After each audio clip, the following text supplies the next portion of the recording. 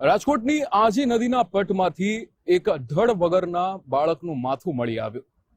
આ હત્યા કેસને ઉકેલવામાં પોલીસને 8 વર્ષ લાગ્યા।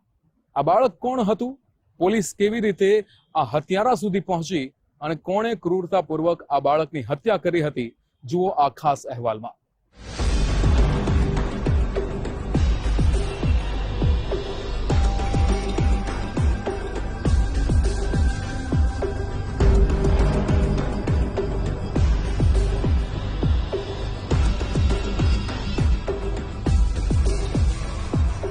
રાજકોટ ક્રાઇમ બ્રાન્ચ લાંબા સમયથી બાંગ્લાદેશી ઘૂસણખોરોને ઝડપવા ખાસ ઓપરેશન ચલાવી રહી છે।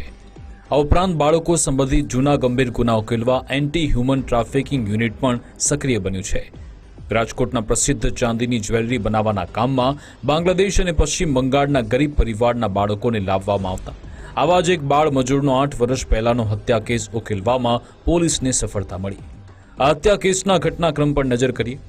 વર્ષ 2018માં રાજકોટના રૂખડિયાપરા વિસ્તારના આજી નદીના પટમાંથી બાળકનું ધડ વગરનું માથું મળી આવ્યું। આ કેસની લાંબી તપાસ છતાં પોલીસને કોઈ કડી ન મળી। છેક 2025માં એસઓજીએ રેડ પાડી 20 જેટલા બાળ મજૂરને મુક્ત કરાવ્યા। પશ્ચિમ બંગાળના 20 બાળ મજૂરને પરત ઘરે મોકલ્યા। તે સમયે એક પરિવારે તેનું બાળક ગુમ હોવાની જાણ કરી, જે બાદ પોલીસે અજીત મોલા અને અજમત મોલાની કડકાઈથી પૂછપરછ કરતા તેણે ઘરે પરત જવાની જીદ કરતા બાળકને બેફામ મારતા મોત નિપજ્યાનું કબૂલ કર્યું। જે બાદ હત્યારાએ બાળકની લાશના 2 ટુકડા કરી કોથળામાં ભરી પકડાઈ ન જવાય તે માટે અલગ અલગ સ્થળે ફેંક્યા હતા।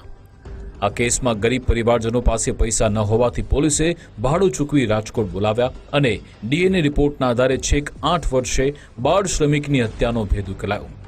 આ કેસમાં ઝડપાયેલો અજીત મોલ અગાઉથી 2 કેસમાં રાજકોટ જેલમાં બંધ છે। અજીત મોલા સામે બાળકો સાથે સૃષ્ટિ વિરુદ્ધનું કૃત્ય અને બાળ તસ્કરીના ગુના સામેલ છે। એમની એમઓ એ હતી અજીત મોલા અજમત મોલાની, એ બેંગાળમાંથી એમના પેરેન્ટ્સને કહી 8,000 રૂપિયા, ફક્ત 8,000 રૂપિયા આપી બાળકોને અહીંયા લઈ આવતો હતો અને એમને બહુ મહેનત કરાવતો હતો, ત્રાસ કરાવતો હતો અને બાળમજૂરી કરાવતો હતો। એના સાથે સાથે એ છોકરો ભાગી ન જાય એ માટે એને વિવિધ પ્રકારના ત્રાસ આપવામાં આવતા હતા અજીત મોલા દ્વારા। અને જ્યારે ઇન્વેસ્ટિગેશન કર્યું અને કડક પૂછપરછ કરી ત્યારે અજીત મોલાએ કન્ફેસ કર્યું હતું કે હું એક છોકરાનું મર્ડર કરી નાખ્યું છે, પણ મર્ડર ક્યાં કર્યું, કેવી રીતે કર્યું એ કબૂલતો નહોતો। પણ ક્રાઇમ બ્રાન્ચ, એસઓજી અને એસટીયુની ટીમે સખત મહેનત કરી લગભગ 30 થી 35 રાજ્યોના સીઆઈડી ક્રાઇમના મદદથી જે પણ 7 થી 15 વર્ષના બાળકો છે એમના ડેટા એમને ભેગા કર્યા। ડિસેમ્બર 2018માં મળેલા બાળકના માથા બાદ તેના અન્ય હિસ્સાને શોધવા આસપાસની ભૂગર્ભ ગટર અને અવાવરૂ કૂવામાં શોધખોળ કરી। પોણા 4 મહિના બાદ ડીએનએ સેમ્પલ મેળવી એનજીઓની મદદથી અંતિમ વિધિ કરાઈ। જે તે સમયે પોલીસે માહિતી આપનાર માટે 50,000નું ઇનામ પણ જાહેર કર્યું હતું। આ કેસમાં ગુમ બાળકોના નેશનલ ડેટાના આધારે 35 બાળકોની જાણકારી મેળવી પરિવારજનોની મદદથી સ્કેચ તૈયાર કરાવ્યા બાદ ઓળખ થઈ શકી હતી।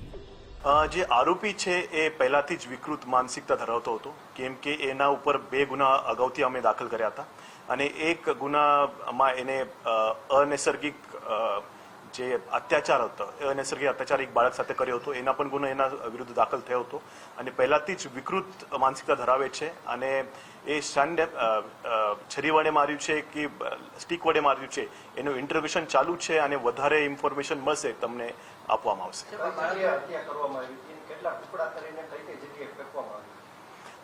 એ જે જ્યારે બાળકને એને માર્યો, એ મરી ગયો, એના પછી એને 2 ટુકડા કરવામાં આવ્યા હતા અને માથું અને એને અલગ અલગ જગ્યાએ ફેંકવામાં આવ્યો હતો।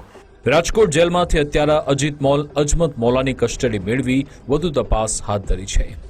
અજીત મોલા પશ્ચિમ બંગાળના ગરીબ પરિવારોને 8,000 ચૂકવી તેમના બાળકોને મજૂરી માટે રાજકોટ લાવી કામ કરાવતો। આ બાળ તસ્કરીમાં અજીત મોલાની સાથે અન્ય આરોપી સંડોવાયેલ હોવાની આશંકા છે।